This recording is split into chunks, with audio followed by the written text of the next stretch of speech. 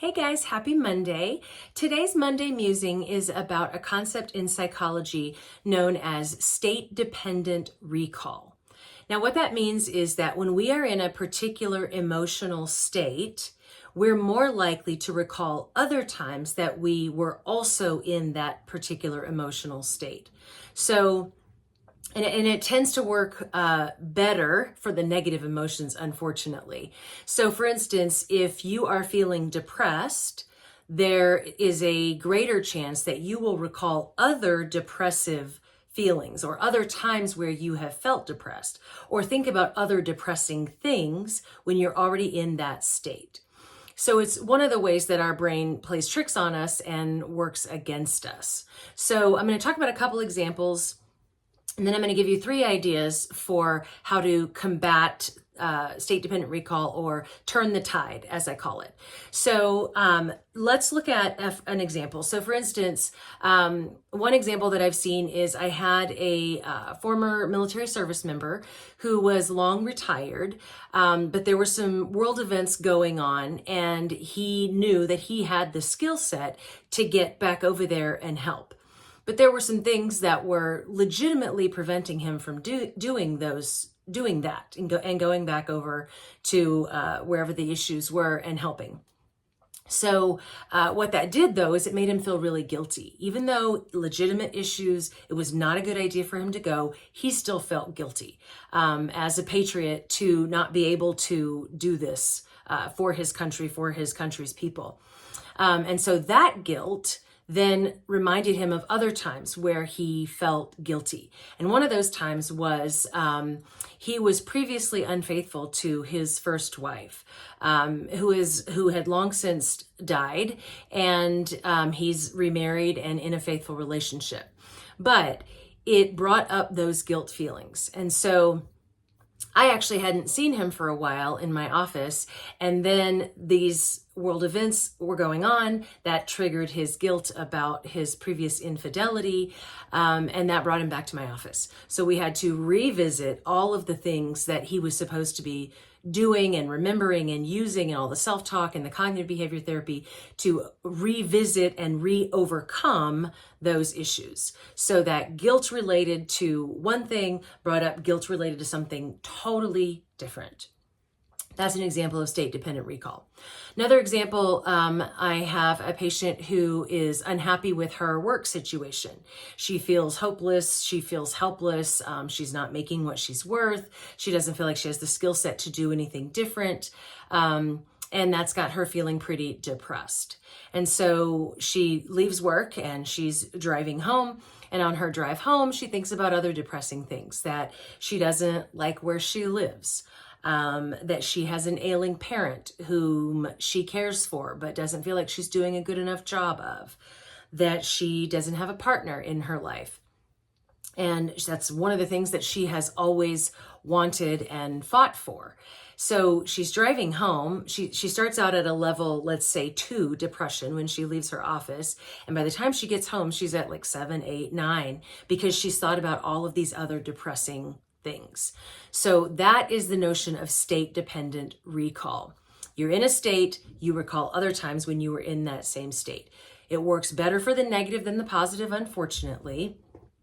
And it definitely works against us and makes things worse. So what we do to combat that is what I call turning the tide. So there are 3 different ways that I'm going to go through that I want you to think about in terms of how to turn the tide if you're engaged in some sort of state-dependent recall with a negative emotion like guilt or shame, sadness, anger, anxiety, any of those things.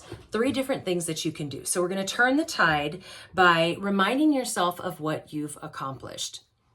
So as I said with the first person, he came back and we revisited everything that he's done to change his behavior, to be faithful to his current wife for decades, all of the things that he has done and accomplished since then, since he decided to change who he was. So revisiting everything that you've accomplished, maybe sprinkling in some gratitude, doing the GLAD exercise that I've mentioned before over on my Thinkific training platform. You can get that for free. It's another way way to do gratitude, sprinkling in some of those things, reminding yourself of accomplishments, doing some gratitude writing. Those things can help you turn the tide from that negative emotional state. Number 2 is, when possible, seek another way to look at things. So let's say you're at work and you have some issues with a coworker, and you think that you're really a bother for them. You think that you're really a pain in the butt for them with the questions that you have or the requests that you make of them. Even though, again, very legitimate, makes a lot of sense. You're asking them to do their job. You're not asking them anything out of the ordinary or out of their job description, but you're in your head about how you feel about it. What's another way to look at it? Well, of all of the things that I'm responsible for in my job, I feel successful about 80% of the time.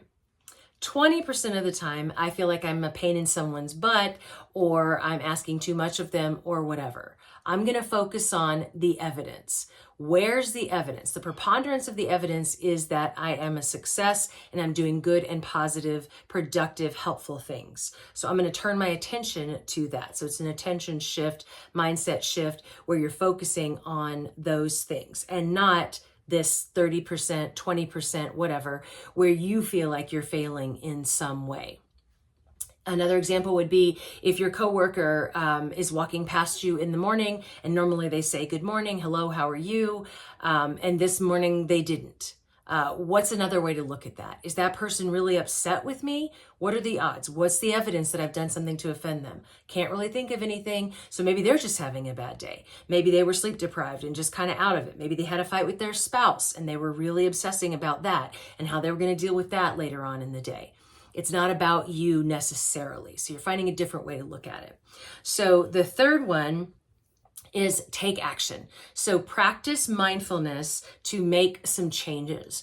Now, what does that look like? Well, changes could include engaging in self-care, greater self-care, being kinder to yourself, or any other way of focusing on what you can control.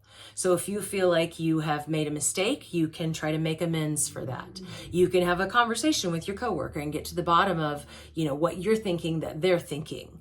But self-care is always the first place to go because that is something you can immediately control. So if you're feeling depressed on depressed, you get home at the end of the day, do some self-care, whatever that looks like for you. If that means you need to make sure you're hydrated or adequately nourished, had enough protein in your diet for energy so that you're not tired on top of being depressed, which then is a self-feeding cycle.